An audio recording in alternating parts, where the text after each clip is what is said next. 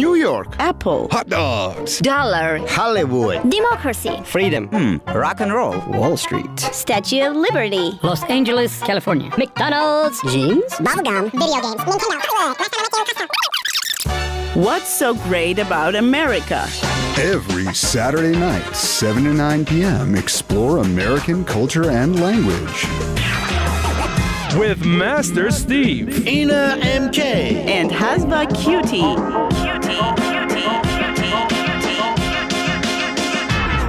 tune in to find out about what makes America so great. The Great American Weekend. Listen exclusively on Radio Van 103.1. Also, watch us on the Radio Von Facebook page, website, and mobile app. Good evening, dear listeners of Radio Van. This Welcome to is the Great American Weekend. We are hyper today because we had all a really busy and intense weekend, start of the weekend, and hopefully the end of the week will also be as fun and the busy. end of the weekend? Yeah. No, it's not over yet. It's not even over. close. We're just getting started. It's all because we work, but not only. Some of us are mothers and also and fathers. And guess what? Well, you had a busy day today, didn't you? Oh, yeah. It was a Mother's Day for me today. But our theme is fatherhood. Yoo-hoo. Father, Son, and Papa's Holy Day. Spirit. It's Papa's Day. Papa's Day, yeah. And later during the show, we are going to have a guest, Raffi Kassarjian, who is advisor to the CEO of Monitis and chairman of the board of Repat Armenia Foundation. And he also holds board positions at Impact Hub Yerevan and EVN Report. Whew. Raffi lived for a long time in the U.S. and has a BA in International Relations and MBA from Stanford University. He is the father of 2 great Armenian American teenagers. He will join us to talk about fatherhood and his experiences in the U.S. and Armenia later during the show, so do not miss this story. But before, let's just kind of try to define what is Father's Day, what is fatherhood, what it's like to be a father. And for those of you guys who don't have the access to the frequency, you can watch us all the way through on www.radiovan.fm is our website, also our Facebook page, Radio Van FM 103.1, and of course the Great American Weekend Radio Van group, which always provides our live broadcasting. And boom, there it is. Just as you said that, I got the notification. So everybody who can, pick us up on Facebook Live and give us some comments, give us some questions, give us some feedback, please. Share. Yeah. We like to know that you're out there. Sharing is caring. We enjoy talking to one another, but, that's not why we're here. Yeah. We want to talk to you, the audience, the people not listening to us right now. We want to hear. We want you to engage with us. Ask us the questions that matter to you, because after all, this is for you. And before we get to The fathers, nurturing hosts. before we get to fathers, I want to use my situation being mother, and congratulate my son's 6th birthday right here on air. So, happy birthday, Alexander, Sash. happy birthday!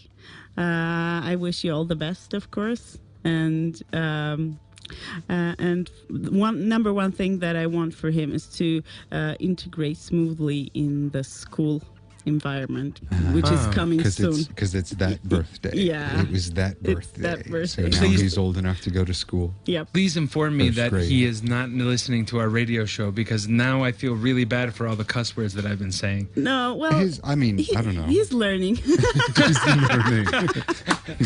Ina goes home after the show and says, those words that Arma said? Never say that. Like all of them, just never repeat them. Those are the words that you shouldn't say. Do not follow this man's example. People swear in front of my children sometimes, and my response is always, "Hey, man, I used to drive in Yerevan with my kids in the car. They've heard it all." Listen carefully, but don't repeat. Yeah. So, well, it's a part of growing experience, isn't it? Oh, yeah. Well, Okay, I mean, so- first of all, they're going to learn swear words sooner or later anyway. Yeah. The longer you can push it off, probably the better. But then the next thing that they have to learn is when to use them appropriately. Yeah. You know, Correct. you don't drop those in school. You don't, go to dinner with the president or with somebody important. You don't go to a job interview and start swearing. But you fucking do it on live radio, God damn it. Hey, Hasva, we just witnessed. Context That's and a character. word. That's a word that cannot be said. Hey, Hasva, we just witnessed a mini master class from Steve of the way he teaches his kids Yes, I respect to it use greatly. and not to use. So there you go. Yeah, you I'm have like, started here's sharing your fatherhood experience. So, Yes, my son. my son, You're not learning well from me. master. Yes. Could you please share the masterhood of your fatherhood with Yes, us? you're the in-house father. Yeah. You're the in-house you father go in our first, group. okay? As I a don't know. I mean, it's one of those things that you're never prepared for. Mm-hmm. You know, before my first child was born, I was worried. I was nervous. Like everything is going to change, and everything does change. but it's not as panicking as it. Well, it seems to can be. be, or Yeah. it could be, but I think you know, for all of those expecting fathers out there, expecting first-time fathers, it changes everything. Everything goes completely crazy. Your world turns upside down, but it's not that bad. But it's worth it. And it's and you just have to keep your cool. And look, everybody makes mistakes. Of course. Everybody makes mistakes. You're not talking about having kids, right? I think it's a time to go for a break. Sometimes that's a mistake. I mean, not that, but timing or whatever. I've had my parents say that to one of my brothers, and it was like the worst moment. It's just like, oh my God, did you guys really need to say that? Like, if they didn't say mistake, you were an accident. Like. Yeah. There's a difference between an accident and a mistake. And now we're ready for a break, but later, after we're we gonna discuss completely switch everything that subjects and happened, topics just after the happened break. on air here on Radio Van, the Great American Weekend, we're going to be back shortly and share some more experience of how to be a good parent and father in particular. Stay tuned. This is the Go. So then I tell the bartender, no, you keep the change. Guys, I don't get it. Ina, it's an American thing. Learn more about American humor on Great American Weekend. Welcome back to the Great American Weekend here on Radio Von 103.1 FM. And yes, it's an American thing because this is an American show and all about America and also exchange. It's an American of show coming to culture. you live from Yerevan, Armenia. American show with an Armenian accent. I don't And know if I can keep up with the way that you guys do the back and forth because you do it so quickly and you follow up with each other's pauses that I feel like I'm in between. Usually I'm We the slow usually one, but do I'm all that. energized this weekend. because you're so tired. it happens. Wait, been- wait. You smell that? You smell something? It's fatherhood. I think I smell Ina's quotes coming up very soon. Well, I'm glad you smelled them. They're sneaking up on us. They were going to attack us from behind, but you caught it. But I got that scent. Here we are The already. wind changed, and it just... I think What it's would it- unfair that we don't have a separate Father's Day in Armenia, but we'll speak about that later during the show. So now I'm ready to kind of fix this thing. Said like a true mother. with- We'll have a talk about that later, young man. Yeah. Government. I'll talk about that. We'll have a talk about that later, government. We And need it's- to and have it's a not talk a- and about it's- having a Father's Day, please. And it's Right. not. Oh, wait till your father comes home. Exactly. So here we go. There is no greater name for a leader than mother or father. There is no leadership more important than parenthood, says Sherry L. Du. But wait a second. Then what does that mean about Lenin Papik? I mean, does that mean that he's a grandfather and he's not good enough to be father? I'm confused.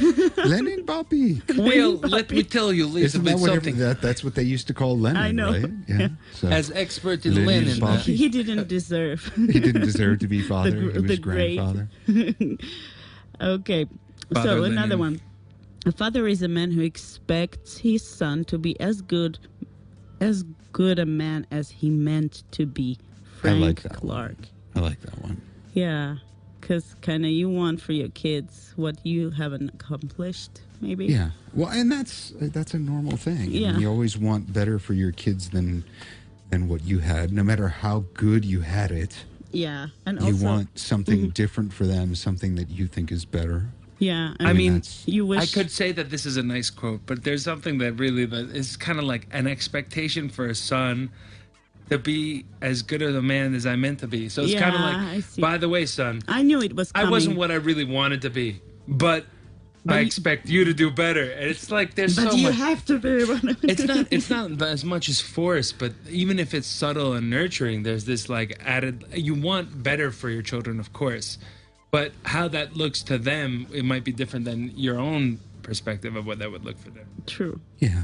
But, but that's something that I think is kind of lost these days in the U.S. and U.S. culture. It's that achievement a lot of times is not a personal thing, and it isn't usually in one generation. You know, it takes a couple of generations to build something. You know, you always think of this: pull yourself up by the bootstraps in one generation. Well, I grew up poor. I was born poor, and then I made myself a millionaire.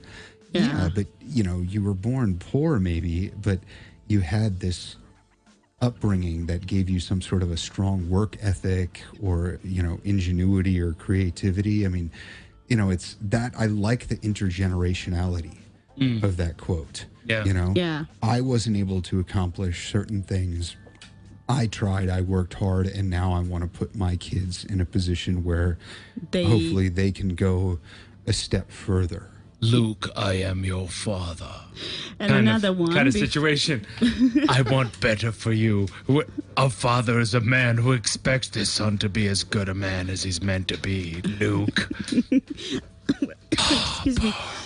Well, one of my favorite ones that I picked here is every father should remember one day his son will follow his example, not his advice. Ooh. Which is Scary. so Ooh. true. Because That's scary. kids, it really, I've seen that with my own experience. I mean, doesn't matter if you're a father or a mother, a parent, no matter how much you tell your kids, oh, you do this and you don't do that, this is good, this is bad, they always see.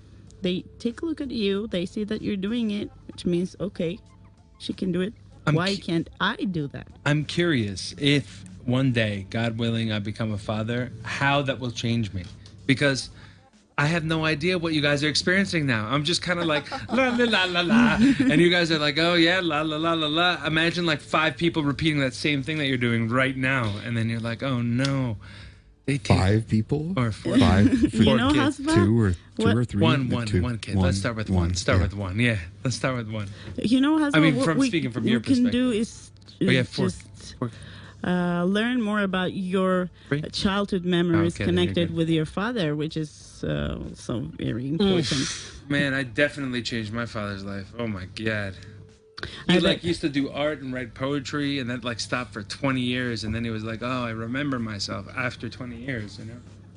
And now we're ready for a break, but after we come back, we'll continue with our quotes and then get more into discussion of our childhood and also how we picture our parenthood or how we do it. So stay tuned. And we really do it. And we do it. Just do it. Yeah, well, it's one of the prerequisites for becoming a parent. Just do it. Don't go anywhere. This is the Great American Weekend on Radio Vaughan. Hey, what kind of fixins do you like on your hot dog? Fixins? Yeah, relish, onions, mustard, ketchup, condiments. No, not that. Oh, fixins. I love chili dogs. Learn about American cuisine on the Great American Weekend. Welcome back to the Great American Weekend here on Radio Vaughan. Hey, we're back. All here. Father, mother, and future father. And son. And son, yeah. So what we do we got now? continue We got with the some more quotes? quotes? Yeah. So, a father is always making his baby into a little woman. And when she is a woman, he turns her back again. Every dad, if he takes time out of his busy life to reflect upon his fatherhood, can learn ways to become an even better dad. Jack Baker. What do you think, Steve? Yeah, I think so. Well, I mean, just in general, the idea of taking time out of your busy day to just reflect on whatever you're doing usually helps you to do it better. So, yeah. Even going back and reflecting on your own childhood can make you a better parent, I think. You know, and thinking about the interactions that you had with your parents when you were a kid. Yeah. And how that's one of the things that, you know, there's a lot of stuff that I think happens to you when you're a kid, especially interacting with older people, that you just don't get. You understand it, yeah, but there are deeper levels of it that you don't get. And so, you know, going back and reflecting on that kind of stuff, especially your interactions with your parents when you're a parent, I think you realize that there's absolutely. there's a lot more that your parents were up to. You know, there's a lot more you start to value. There was a lot more going on in their heads than you could think of, than you realized at the time. Yeah, my mom always said, "Wait until you become a mother, then I'll talk to you." I'm like, okay. But then it'll be too late. And now she's she speaking was with right. you. Yeah. My father gave me the greatest gift anyone could give another person. He believed in me. Jim Valvano. Yeah, that's another good thing that parents do for us. That's really, I mean, we accomplish a lot of things in life because they believe in us. So thank you, dear parents. The best way of training the young is to train yourself at the same time, not to admonish them, but to be seen never doing that of which you would admonish them. Plato. Yeah, being a good example. One of the greatest things a father can do for his children is to love their mother. Oh, that's another great quote. I love that one. Howard W. Hunter. Well, I mean, that's, you know, a lot of what you learn growing up comes from your family. Mm-hmm. So the kind of family environment that you're in, the family you see, really, it really shapes you. I think it's part of the reason why Marx in certain parts of his writings was really kind of against the family. Oh. Yeah. Because? He mocks it as the Holy Family because at least in some, there are parts of the German ideology that I've read where he mocks the family. He calls it the Holy Family. And, you know, what he's trying to say is we need to break down the family and break down family attachments in order to get at a better communism where people don't privilege people over one another because they're blood relations, they're family relations, where everybody in the community starts treating people equally. Yeah, like you always compare to other. Yeah, I mean, others, like treat others like family members or something. There's not a even word for that. just- It's called. Is that nepotism? No. I mean, To prefer the relationships of friends or family in any type of position of power or business relations. No, I think that's a lot of people think that is what nepotism or cronyism is, to give preference to family or friends. But that's, I think, a kind of a simple, too simplistic. I think to give, like in terms of business or in terms of government, to give someone a job or a position because of their friends or family when they're not qualified or capable. I think that's a better definition of nepotism or cronyism. Because there's something, even though it may seem unfair, there's something practical about if you've got two people that are qualified for their job, equally qualified on paper, and you interview both of them, but you have a personal relationship with one of them, you know them, and think that they can do the job, I think it's ridiculous not to hire them if they're because you know their character and their personality better than someone else who you just interviewed once. Right. I mean, but yeah, you also have to be kind of clear-sighted and not be, oh, I know this person, so I like them. No, you have to be able to look at it objectively.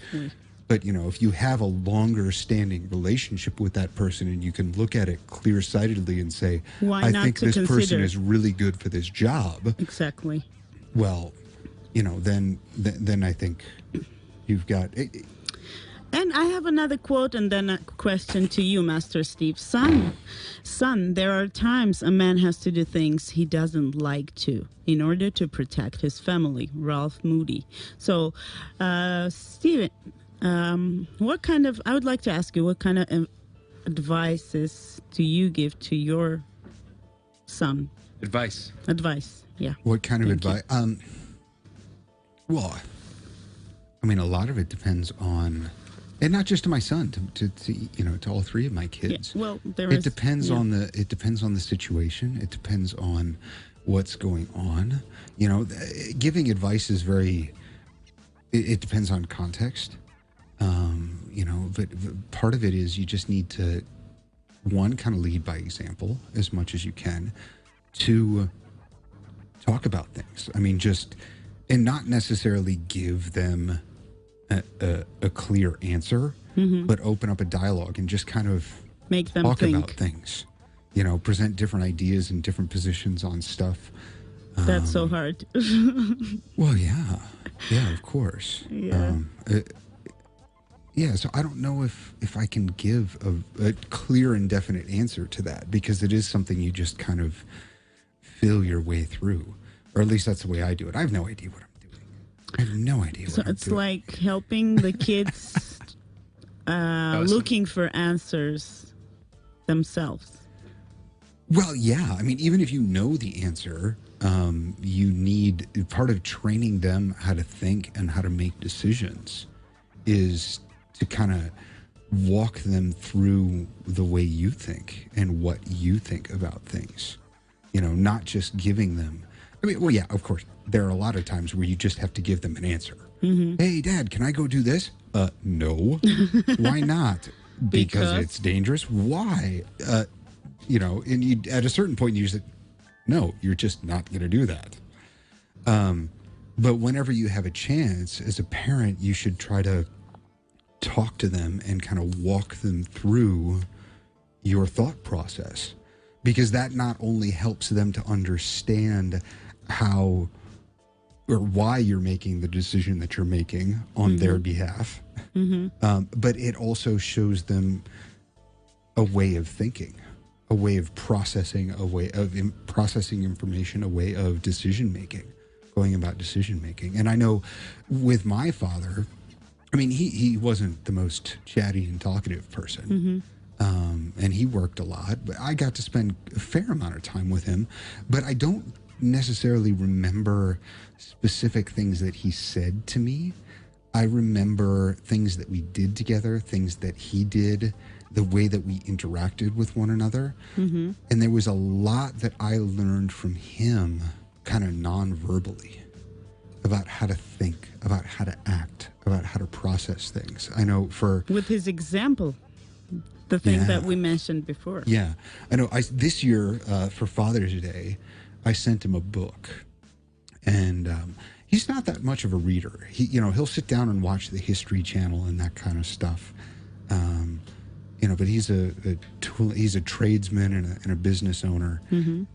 Never much of a reader. But I sent him a book by Thomas Sowell, this American economist, whatever. And I said, hey, you may not want to read this whole book. You may not want, but please, just read these certain pages, because he explains something in here in a really wonderful way.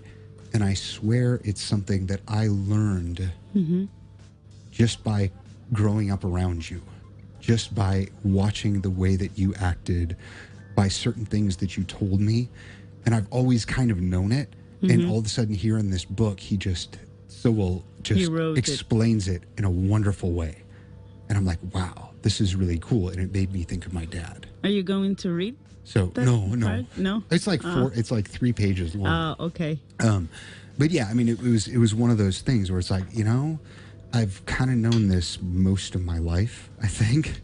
And it wasn't anything that anybody ever really taught me, but it was something that I picked up from, I think really from my father. And not through anything that he necessarily said explicitly, but just kind of showed it in a certain way. They say that a lot of important things are often told in silence. That's an interesting You really thought. got those quotes down, I'm a quote person. Quote queen. Quote machine. Quote queen. QQ. Quote queen. We have QT and QQ. Okay, let's move with our theme. We had, Hasva, I think you had some good points and about the manhood and what man is. Well, yeah, what's the connection between being a father and being a man? And, masculinity and all of these. I remember when I was in college, I was taking a Christian spirituality class. And one of the books, and it was a Franciscan sister who was teaching the class. And one of the books that she had us read, and I don't remember reading the whole thing, but there was the introduction to it really hit me. And the title of the book was, "What is Male Spirituality?"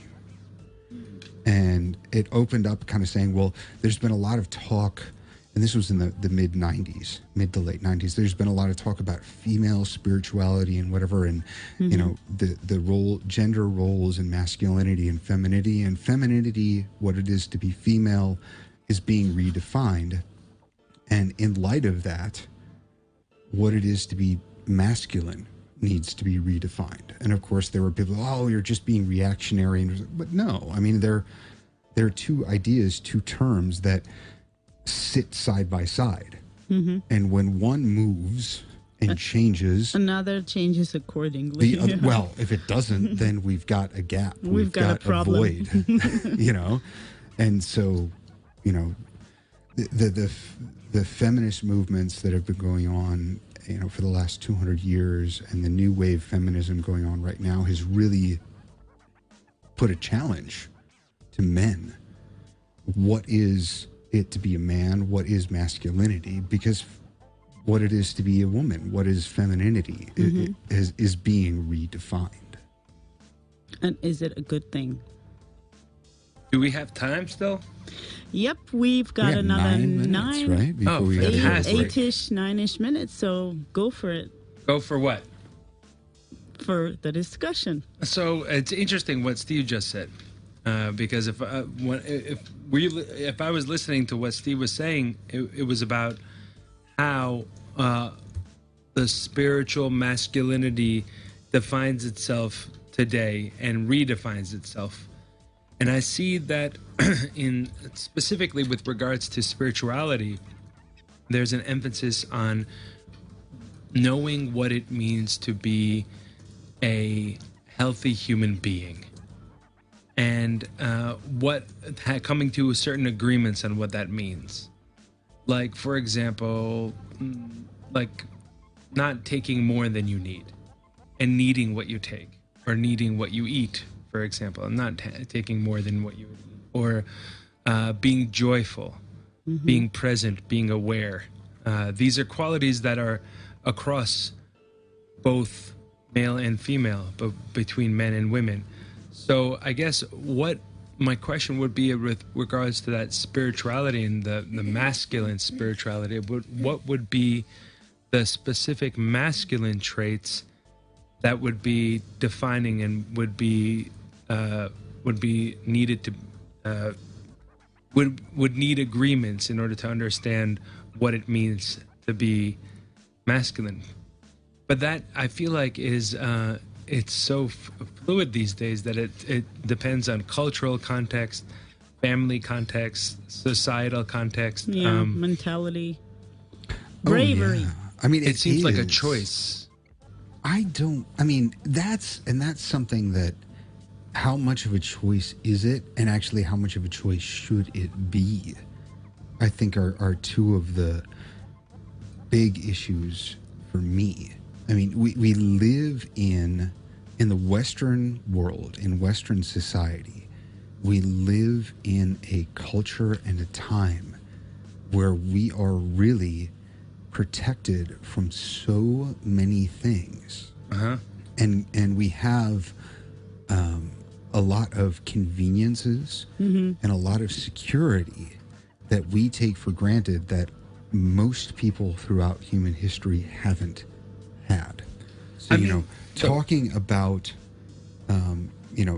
it being a choice is odd, because we have the luxury in this day and age of sitting back and analyzing. I mean, the average person, philosophers, intellectuals have done this forever, but we're not philosophers, we're not intellectuals. Yeah, exactly. Our audience isn't either, but we have they're not. a luxury. No, and I'm not trying to be insulting or whatever. No, you know what I mean? It used to be like truth PhDs. It used to be the smartest people in a society that would take on these questions, and the average person wouldn't have the time or the energy or the background to touch it. But let's make it simple. What's the main difference that I see between men and women is childbirth. And with regards to men, there is less responsibility necessarily for childbirth, for the monthly cycles that are connected to the moon cycles, women's cycles that start to connect to other women when they're in their near proximity on a day-to-day basis. They start to cycle together.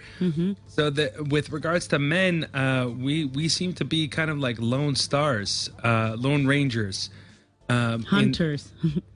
I don't know. I mean, if you want to go back, but I'm just trying to understand what is the main difference now between men and women in terms of how do we start defining masculinity? And one of the things that I noticed is that there's with regards to this connection that I feel that women have with the monthly cycles and them connecting with that, and childbirth, and that we had a discussion previously about the internal external world of within the home, without the home, of women being within the home, and then men being without the home, without the home traditionally, having a public role. And I feel like a lot of these roles, I think that a lot of these roles that have been inherited are now being put into question, because those roles are now changing. There are many women that are going to work as well. And there are many men who are taking up more responsibilities within the home as well. And so I feel like the real distinction comes down to this biological difference. And with that biological difference also comes this specific way of connecting within the same sex. So many men don't necessarily connect with each other the same way that women would, because of this monthly cycle that would occur. So you and I wouldn't necessarily have this automatic thing that naturally our bodily process does where we can like share our pains together necessarily and have this empathetic connection. Now, with regards to how we connect, how men connect and how women connect, women have this ability with this empathetic perspective to be able to communicate, share, talk. Instinct. Sure, mother's instinct, but that's not quite what I'm talking about. Female intuition. Yeah, female intuition more so. Yeah, so that you have the ability to connect with each other and speak and communicate. With regards to men, we have to actually put in extra effort to do that because we don't inherently have this cyclical monthly process of I'm just going to say menstruation that connects us with regards to the pain, the egg dropping, the blood, that connects women in a way that men don't. And for us, we actually have to look at each other and be like, hey, you. Hey, you. Hey, you know what I'm saying? Hey, because dude. with women, I feel like and that makes it really personal. Hey, you. Hey, you out there in the cold. Yeah, exactly. I could just throw the first words that come to my mind connected to what masculinity is. All right. Like, we can do that. Bravery, protector, strong. What else? See, and I like that stream of thought. Thank you.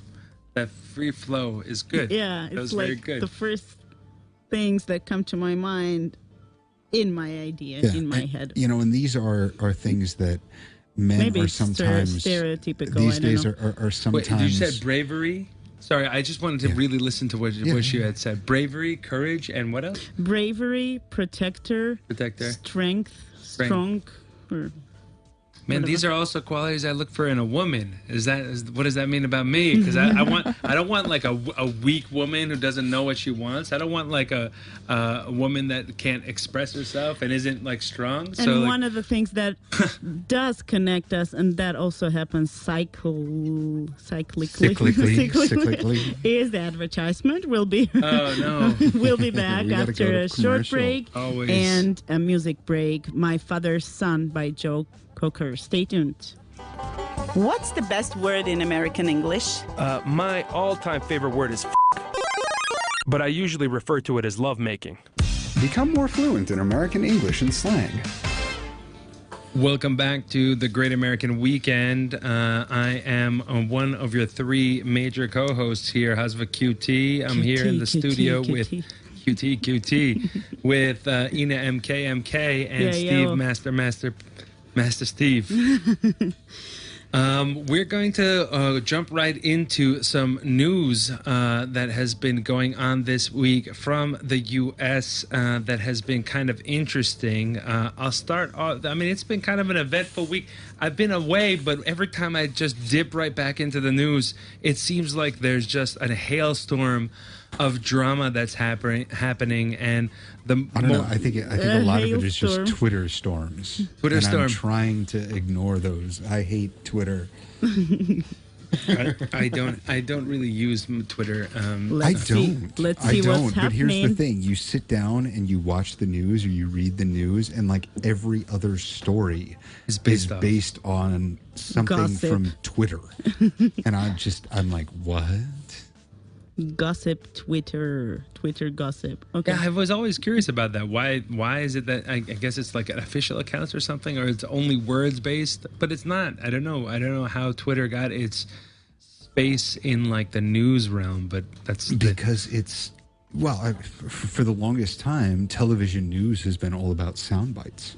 And thanks to Armen Sarkisian for agreeing with me. Thank you. He says, I agree with her. I guess her is me.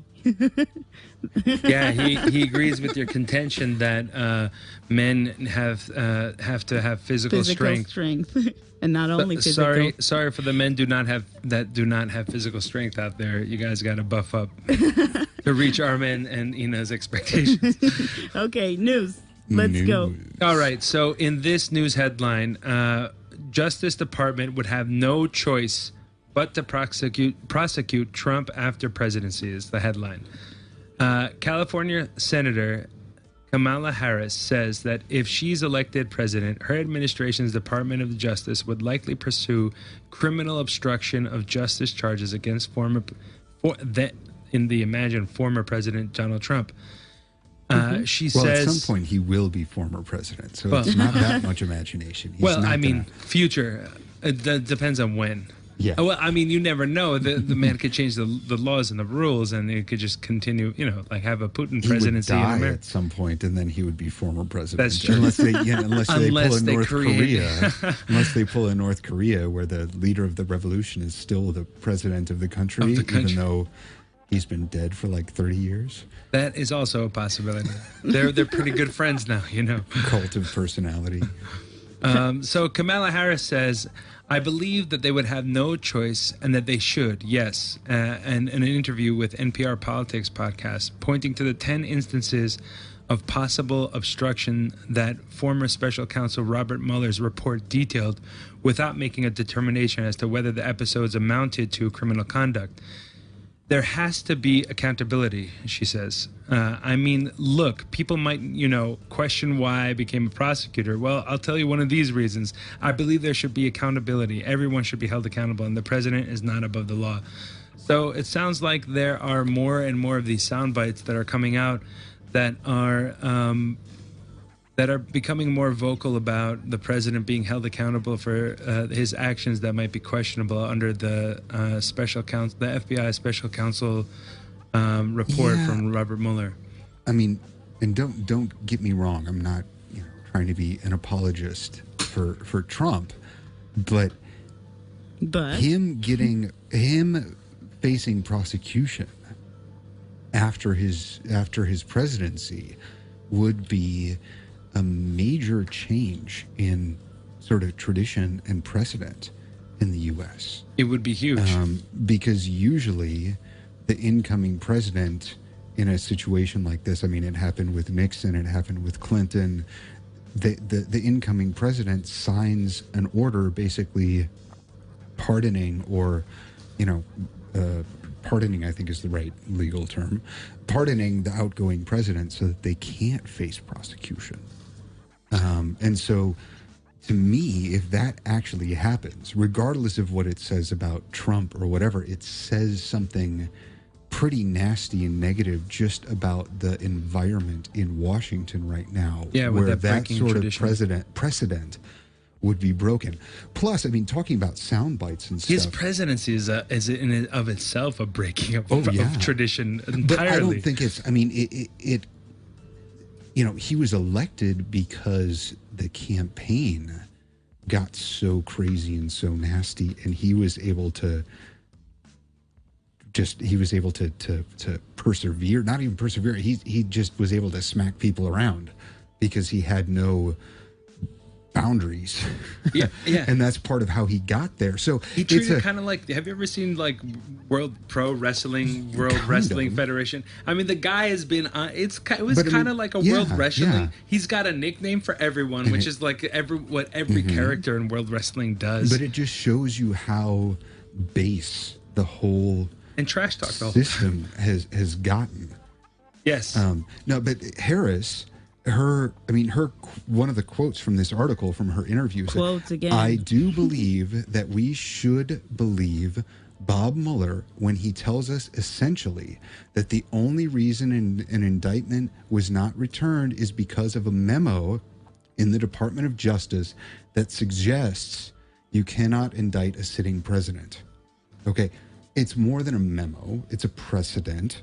It's a policy by the Department of Justice, and it doesn't suggest, it rules out. So, I mean, here she is quoting, kind of misquoting, mischaracterizing that, policy of the Justice Department, making it sound weaker. That makes me question that precedent. That makes me question the precedent entirely, but it makes me question whether or not those rules need to actually change, because then if you have a situation where a president is committing crimes, and even so after a special investigation coming to certain points and conclusions that deliberately show and point to possible crimes, isn't that the essence of what the American democratic system is intended to show? Like that law, the rule of law is above no one else. It's the top. That policy exists because if a president is seen being guilty of possibly guilty of a significant crime, the point is not to prosecute him in the court of law. It's to bring impeachment proceedings to the table. And, that's basically what Mueller said. Here is evidence that I gathered. I can't hand down an indictment for a criminal prosecution against him because he's a sitting president. And, you guys basically, have fun. if the Congress sees this evidence and thinks that it's appropriate to start impeachment proceedings, that is the way to go. I can't wait to read cultural news.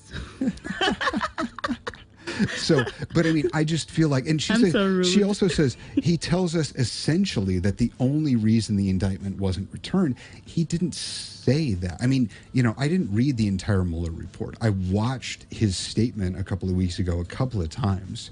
And it's just the way that these sound bites twist and turn things and change the characterization of stuff that's out there that is a lot of times more complicated. I mean, yes, you can challenge this policy in the State or the Justice Department. That's legitimate. But you're not challenging it by talking about it as a memo that suggests. That's just kind of bad-mouthing it and not taking it seriously. Whereas if you want to take it seriously, the legal arguments, the precedent, why it's there, what would be the repercussions if we changed it. Those are the real things, not talking about it as if it's just some blah, blah, blah, blah, and then making people feel like, oh, we should just throw it out because it's not important. It just is in the way. That doesn't, I think, serve anybody in the long run. Yeah. You get what I'm saying? Sure, definitely. If you really think that Trump did something and you think that you can get him impeached, then the avenue is to open up impeachment proceedings. Yep. And that's the thing that they're still kind of debating about. Is there enough evidence? Could we win that? Because if you open it and you lose it... Oh. Well, we'll just have to wait and see. Yeah. We'll we do just have to wait and see. That's all we had for Mueller Report. Yes, our weekly Mueller Report update. And I'm about to throw a pinch of local news here. Please do. Yeah, please. Yeah. Well, actually, I can't because we're ready for a break. So let's do it quickly. And the quicker we do it, the quicker we'll come back for some more. And then 8:20, we're gonna welcome our guests. So stay tuned. This is the Great American Weekend on Radio Von 103.1. I would never live in America. Why not? Didn't you enjoy your time there? Yeah, why not? It was good, but it wasn't great. Because you didn't know us when you were there. Join Ina MK, Master Steve, and Hasva QT for a great American experience. Every Saturday on the Great American Weekend. Welcome back to the Great American Weekend here on Radio Von. Yes, we're back. I am Master Steve. I've got Hasva QT next to me. And here Ina I am. MK across from me. Ina, you've got some local cultural news. And we have a small ladybug here on my arm. I think we've got a guest co-host. Yeah, we have a guest here. Welcome. Recently I've got to share this story on air because recently a lot of ladybugs are following me. And that's supposed to be good luck, isn't it? Yeah, it's they appear at times when I'm kind of maybe sad or thoughtful about things. So I really appreciate this right now, and they kind of support me in my hard times. They're really symbolic. Of joy and happiness. Yeah. So thanks for coming here, dear ladybug. Okay, now I'm ready to share some local news with you guys. And one of the greatest news of the week was that Armenia beat Greece 3-2 in Euro 2020 Group J qualifying match played at the Olympic Stadium in Athens on Tuesday, 11th of June. This is the first time ever that Armenia is defeating Greece in football, soccer, Head coach of Armenia, Armen Gulbudarian, says the 2-3 victory over Greece in Euro 2020 qualifier was difficult. The boys did a great job. They played disciplined, he said in a post-match press conference. He said the team lost focus only in a single moment. This was a very difficult victory for us, the Armenia coach added. According to him, in this kind of matches, what matters is the mood setting and the desire. Many thanks to our fans. We felt your support, he says. Earlier on Saturday, the Armenian team took a 3-0 win over Liechtenstein. Armenia has picked up 6 points from the opening matches and seats third in the group. Yeah, National football and team. unfortunately, I don't know who's paying attention to this. Well, right everybody. now. I mean, Armenia is, but in the soccer world, in the football world, the Women's World Cup is going on right now. Yeah, well, it's a great So that's thing all I keep for hearing us. about. And when I tune into the sports, it's the Women's World Cup stuff, which is great. Yeah. And also, I have to add that with this, Armenia's national football team has improved its positions in the FIFA World Ranking. The Armenian team has improved positions by 9 points and is ranked 97th. The top three of the ranking are the team of Belgium, France, and Brazil. Yeah, well, good job, Armenia. Yeah. I'm looking forward to them having some home games. So We'll I can continue go check them to out. cheer for our team, and hopefully we have some good results in nearest future. And another news that the State Jazz Orchestra of Armenia will perform a unique concert with famous American jazz vocalist and trumpet player Ronald Baker at Aram Khachaturian Concert Hall in Yerevan on July 11th. Ronald Baker has appeared in most of the major jazz festivals and has performed with great artists, famous jazz artists. Ronald has been touring with his own quintet for more than 22 years, headed by its artist, director and conductor Armen Husnuns. The Jazz Orchestra and Ronald Baker will perform popular, classic, and contemporary jazz compositions. So make sure you guys don't miss this one. You need to purchase tickets beforehand. That is why we announced about this great concert. Bless you, QT. Thank you. beforehand. And if you guys have anything else to share, whether yes or no, if not, I've got some other stuff here. Well, I mean, I don't have any in terms of local news, but I do have something that is kind of important to me as a New Yorker. Will that fit in 3 minutes? Yeah, you can do it. Okay. You can of make course. it. Yeah, go ahead. So Jon Stewart has, after leaving his show that was called The Daily Show, which was a comedy show that revolving around news, he dedicated his time to advocating for the first responders that were on site when the World Trade Center collapsed. And I'm going to just read through this article here. So Jon Stewart's latest impassioned plea. The reason why he was sorry to interrupt. The reason why he was advocating for the first responders is because many of the firefighters, policemen, the people that were there that were really heroes, risking their lives to be there to save others that were basically trapped in the Twin Towers. They've been suffering from many different ailments and diseases from the what they inhaled in terms of the smoke, the debris, and a lot of the different building materials that collapsed from the days and the weeks after they were collecting all the bodies and really going through all the really tough work, that really grueling work that they have to go through. So this is him. This is an article about him representing those first responders that were there on site after the Congress was about to pass a bill on dedicating funds to help them and their families with their health. Right. So Jon Stewart's latest impassioned plea to help 9/11 first responders sickened by the attack is giving the issue new urgency in Washington. Dozens of police, firefighters, and others joined Stewart at an emotional Capitol Hill hearing Tuesday where the former Daily Show host blasted Congress for allowing a fund that was set up to pay for their health care run short of money.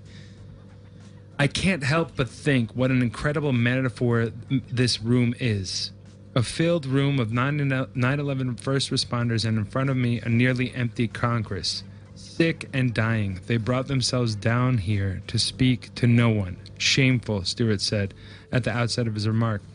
Stewart has seen funding for these victims get held up before, and he's worried it will happen again.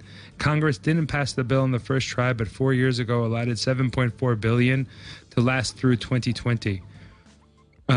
But there are so many claims from 22,000 people who got sick from after serving in Ground Zero that the money has almost run out of funds, and earlier the payouts started to get slashed in half. So basically at this point that there's all these people who basically risked their lives to save others' lives that had funding and help and support by the government that is now at risk of running out. So, but from what I heard, the bill did get passed the next day, and that fund is fully funded now. Great. So representation works when you got a celebrity next to you. Guys, we're really short on time and ready to welcome Raffi Kassarjian right after the advertisement break and also our music break by Eric Clapton, My Father's Eye. Stay Great tuned, song. and we'll be back soon. Hello? Hi, is your refrigerator running? No, it doesn't have any legs. Some American jokes just don't work with foreigners. Welcome back to the Great American Weekend here on Radio Vaughn. We are live in the studio with our guest, Raffi Kassarjian. Welcome, Raffi. Hi, guys. Hello. Nice to be here. Hello. Thanks for coming. Hey, Raffi. And we would like to introduce you, but which we did shortly before. Yeah, but why don't we skip that stuff again and Yeah? have Okay. him introduce himself? Okay. So what's your story? What are you doing here? What am I doing here? Having a great time. I was born in Lebanon, but I grew up in the U.S., near San Francisco, actually. And I first came to Armenia in 1992, right after independence. I'd never been here. It was the dark years, as many people remember. But I sort of fell in love with the place from the first moment I was here. Spent a year and a half here, did all kinds of things. I taught English. I worked for the then president of the country, the Minister of Energy. And then I worked for a local software company, which was one of the first private software companies to form after the breakup of the Soviet Union. That's where I met my wife, Lucine. Went back to go to grad school in California, and then settled in San Francisco. Had a couple of kids. And then we used to always come back in the summers, and I knew that at one point when I was ready, I wanted to come back. And that point was in 2008, where I left the company that I'd been with for 10 years in the U.S. and wanted to do something different. And a venture capitalist friend of mine said, "Hey, we've got this new startup we're doing in Yerevan. Would you be interested?" And I said, "I'll try it for a year." And Luce and I spoke about it. I signed a 1-year contract and moved here. The kids were quite young, which I think was good.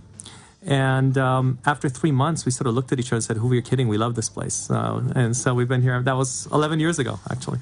What was it that made you love it? If you can name just a couple of things.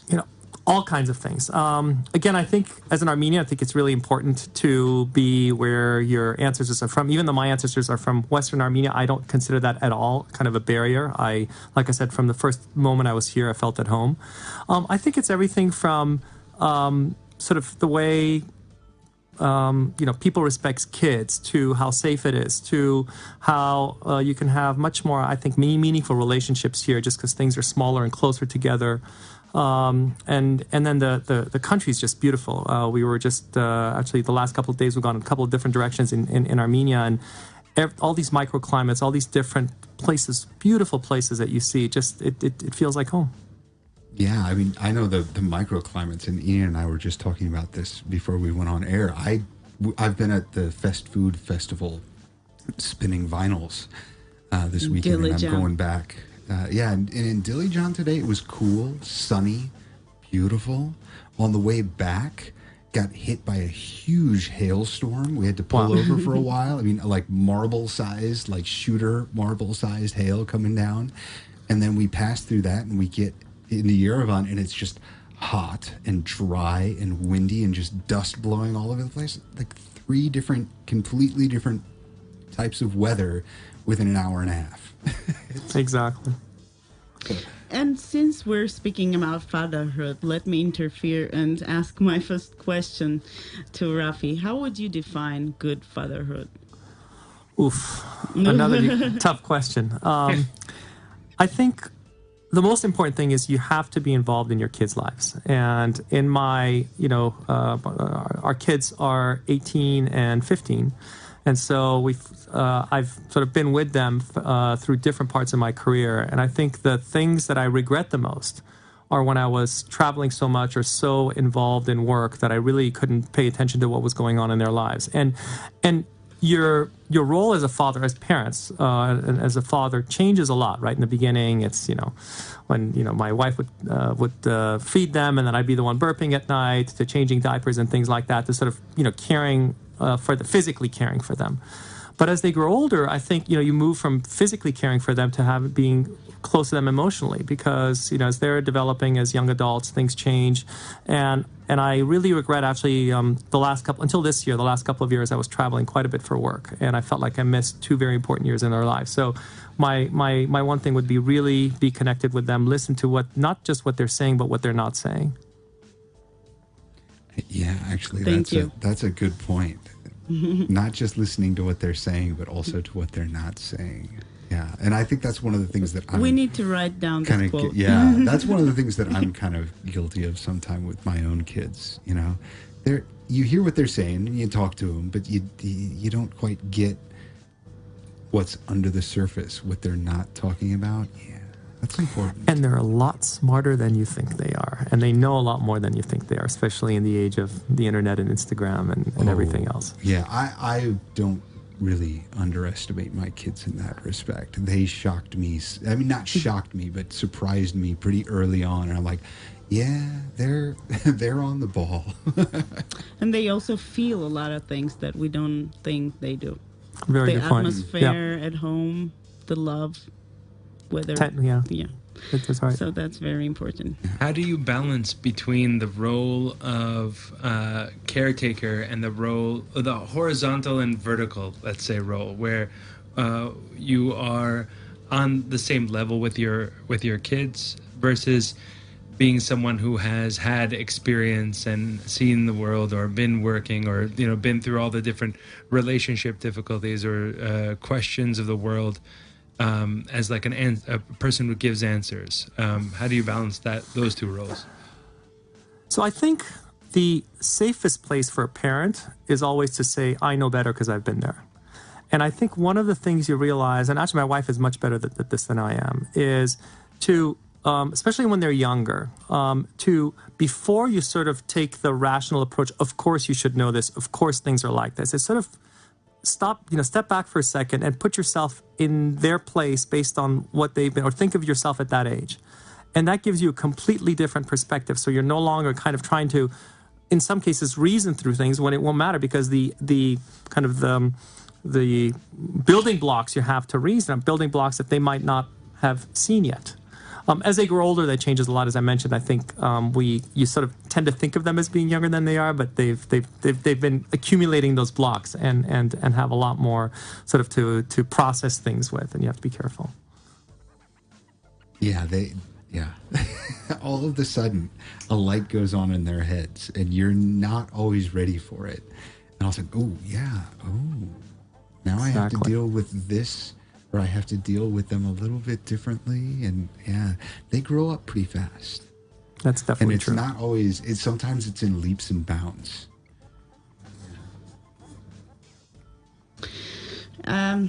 Another one. Being a leader, what do you teach your kids? How do you teach leadership? Great question. For me, the most important thing in being a leader is respecting those around you, and again, whether someone is just an intern that just started with the company, or someone who's actually is older than you and is a professional in their particular domain and has a longer work experience than you do, and everyone in between. So I think it's very important that you don't treat people as sort of subordinates all the time, or just say do this, do that. I think it's really important to show respect. Now, of course, you have to balance that with there are times where, as a leader, you need to take the lead, or you need to make a decision on behalf of the team. But it's more, I think, a lot. My approach has been around sort of respect, empathy, explaining why something needs to be done, engaging people in whatever the problem is that you're trying to solve or the objective that you're going after. But many people have very different leadership styles. Thank you. We have a short break, and we would like to say thank you to Raffi Kassarjian, who says, hi, all good show. And also... Did you know who she is? I've met her once or twice. I know, yes. I have too. The name sounds and familiar. also Lara Cholakian. Hi, Lara. Raffi, listening to you always feels like home. Thank you. We're going to be back shortly. George Michael, Father Figure. Stay tuned. This is the Great American Weekend. Վարչապետ Նիկոլ Փաշինյանը հեռախոսազրույց է ունեցել Ղազախստանի նախագահ Նուրսուլթան Նազարբաևի հետ. Oh, could they just speak a little bit slower? Don't worry. You can catch local news, events, and culture in English every Saturday on Great American Weekend. Surprise, surprise, we're back, and we have some more people in our studio. Please introduce yourselves, guys. Hi there, I'm Haig. I'm actually 17, not 18, so that was my bad. Yeah, it's... I'm Sati, I'm 15. And yes, they are Rafi's children. We're just random kids they found on the street. And I have a quick question right away to you guys. What is the question you would like to ask your father right here, right now, on air? Use this opportunity. Feel comfortable. There are not many people listening to you or watching. Thank you. We're up to 17 on the Facebook Live 17? feed right Oh my God, that's the record. You guys you're bringing in the audience. That's a record number. These questions are family matters. That's why. Oh yeah, this is the type of stuff that'll get better ratings. I'm drawing a blank. No, but I feel like my dad and I have the kind of relationship there. It's like, if I ask him a question, I know that he's giving me a fully, like a true answer. So I don't really have anything to ask him that I wouldn't ask him. So you don't. Anyway. So you don't want to ask Dad, will you buy a Lamborghini? She already knows the answer to that question. I'm good. Lamborghini for me sounds like some kind of Aladdin lamp that is like really decked out, or like. Okay, there is this Indian wisdom saying, children are guests in our lives. We have to feed them, teach them, and let them go into the world. What do you think about that, Raffi? And later on, you guys. That makes a lot of sense to me. And I think as parents, I love the way that quote sort of expresses it.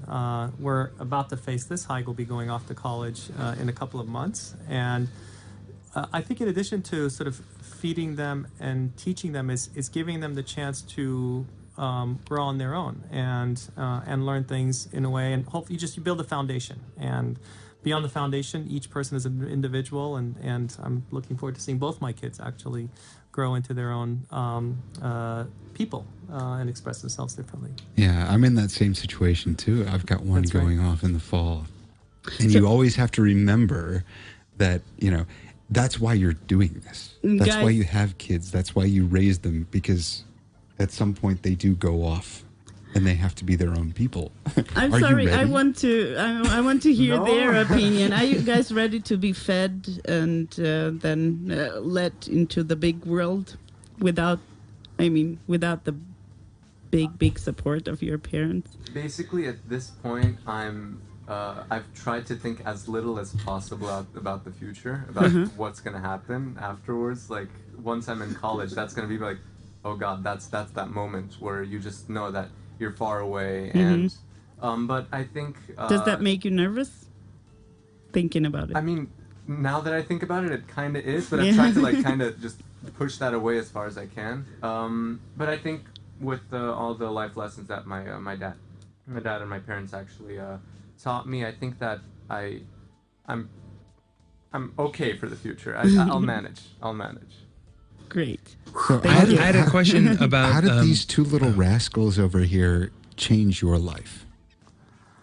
Oh, sorry, wow, you guys are husband. asking great questions. That's okay. we keep interrupting. And that's okay. I don't have headphones. I feel like I'm just having a conversation with you, so I can't really hear how I speak or anything. But it's great. Go ahead with that question, then we can segue into what we were discussing a little earlier. Well, I mean, certainly, and we talked about this earlier, there's an incredible sense of responsibility that comes with being a parent. No question about that. And on the other hand, there is this incredible, what's the right word that I want to look for? I mean, there's a love that you've never felt and even in a relationship with my wife, which is very different, right? There is this bond that's created with each of your children that is just difficult to describe. And No. I feel like I'm in the firing line. Who's coming at me next? We've got this dad connection here, and I'm going to step out of the way. You need to do something. What I'm curious. Before Aram asks his question, I would like to say Jesus that Christ. this is the last question, and we're gonna wrap up with our guest. Fantastic. So go Thank for you. it. This is the closing. Oh my God! All right, so this is actually a question for all of you to kind of have this discussion about, and maybe you might share this observation, maybe not. But what I've noticed is specifically with regards to the society here in Armenia and in Armenian culture, there's this connection that I feel like women have with their generational, like the grandmother to mother, to the daughter, to the granddaughter, where they have this space to communicate with each other, potentially because of the internal nature of being in the home. But specifically for men, there's a real challenge with regards to the connection that we have and the knowledge that gets transferred and those moments that we have the ability to share with one another, from the grandfather to the father, to the son, to the grandson, this type of generational connection. And I want to ask you guys, what is your experience within both of those spheres? Because we all have access to seeing the grandmother speak to the mother, to the daughter, and the father to the son, the grandfather to the son, this kind of... What is it if you see a difference, and what is it? What are those differences, and how is it possible to create more space for men to connect with each other so that that knowledge gets transferred? Because for me personally, I see that there is a gap, that there isn't really sometimes that ability for the masculine connection to occur, for someone to be able to transfer that knowledge. So I'm curious about all of your experiences about that, including... And you've got 20 seconds to share all your experiences. Can we extend that? Can we extend that, please? Is that possible? No. I'm going to jump in really quick and just say that I want to kind of break that stereotype, because I feel like the connection that my dad and I have, it's kind of special, and just because the father-daughter bond is different, where you have the father-son one, the father-daughter is different. It's just in kind of way like more comforting. So I just want to say that I'm just really close with my dad, and it's not always like the gender, like just the difference in the gender. Specific, yeah. Yeah. Can I go? Yes, okay. yes, you guys. Honestly, I think well, in this regard, Sati and I have been really lucky because we've living in like San Francisco, where the Armenian community was not that big, but it was very close too. The family thing, where it's like the grandmother, mother, and grandfather, it wasn't that pronounced. It wasn't that defined between the genders. So honestly, I think we were lucky in that regard. Raf? We need to go on a break, and I think we can skip some of our calendar and say bye-bye to this we'll be guest. back. We'll be back with the guests after this break. Great. Thank you. Stay tuned. Hello and welcome to the Great American Weekend. Today... Steve, who is that? I think we've been infiltrated by a Russian radio host. Learn about American politics on the Great American Weekend. Welcome back to the Great American Weekend. We're here with our guest, the Kassarjian family, and we were just speaking about the distinctions that we see with regards to generational wisdom being passed down from the grandfather to the father, or the grandmother to the mother, and then down to the other generations, and where those spaces occur, where those spaces are, where that information gets transferred. And Yeah, Raffi, I would be curious to hear your perspective So on I this. really like the way Sati phrased it. And I would say that with men, I would say, or my relationship with Haig, it tends to be around specific things that happen, or like we're working on something, or we need to fix something, whatever that might be. It sounds kind of very traditional in some ways, but whereas with women, what I observe, and I think my relationship with Sati is much more, as you mentioned, it's kind of more flowing. So I don't think it's a question of, sort of one gender does it one way, the other gender does it another way, and I bet it's very different in different families, right? In some families, men are not expressive at all, and other families are very expressive, and vice versa. I don't think it's as pronounced as I think you were asking the question, but I also think that part of it has to do with sort of biology. I think sort of men deal with certain things differently than women do. I don't know if I'm really answering the question, but it was a deep. I hadn't thought about. No one had posed that question to me before.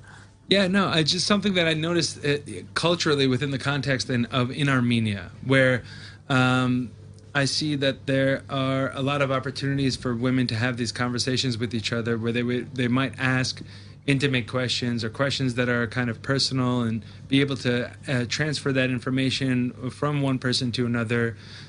Whereas with men, there might be this wall or this facade or the mask that might be needed to be worn in order to maintain this stereotype of what it means to be a man.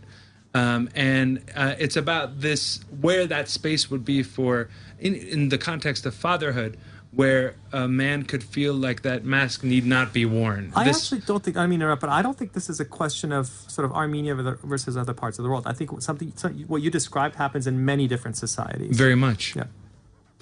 I would like to thank our people who were commenting our show. Lara says, Raffi, listening to you.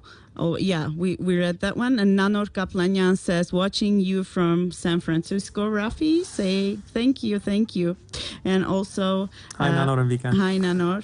And we also have another comment, Gary. Hello, Kassarjians from Horupians.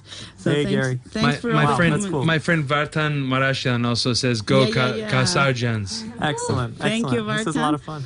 And we have a short time to wrap up. So what would you guys like to say? Something to our show, maybe?